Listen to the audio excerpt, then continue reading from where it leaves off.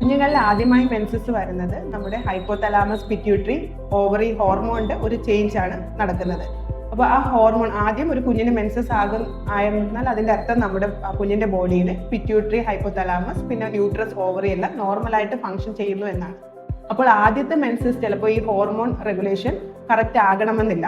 അപ്പോൾ അത് മിക്കവാറും ഓവുലേഷൻ നടക്കാതെ ജസ്റ്റ് ഒരു സ്പോട്ടിങ്ങോ ബ്ലീഡിങ്ങോ പോലെ നടക്കാറുണ്ട്. ചില കുഞ്ഞുങ്ങളിൽ അമിതമായിട്ട് ബ്ലീഡിങ്ങും വരാൻ ചാൻസ് ഉണ്ട്. ചിലപ്പോൾ ഒരു 10-20 ദിവസം ഒരു സ്പോട്ടിങ് പോലെ കാണാൻ ചാൻസ് ഉണ്ട്.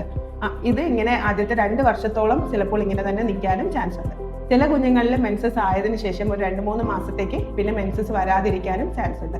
അപ്പോൾ ഇങ്ങനെയുള്ള കാര്യങ്ങൾ മിക്ക കുഞ്ഞുങ്ങളിലും കാണും. ആദ്യത്തെ ഒരു 2 വർഷം ഇത് വലിയ കുഴപ്പമില്ലാത്ത കാര്യമാണ്. പക്ഷെ എന്നാലും മെൻസസ് 1 മാസത്തിൽ കൂടുതൽ മെൻസസ് നിൽക്കുകയോ അല്ലെങ്കിൽ 3 മാസമായിട്ടും മെൻസസ് സ്റ്റാർട്ട് ചെയ്തിട്ട് 3 മാസം ഇടയ്ക്കൊരു ഗ്യാപ്പ്, 3 മാസത്തിൽ കൂടുതൽ ഗ്യാപ്പ് വരികയോ ചെയ്താൽ ഗൈനക്കോളജിസ്റ്റിനെ കാണേണ്ടത് അത്യാവശ്യമാണ്.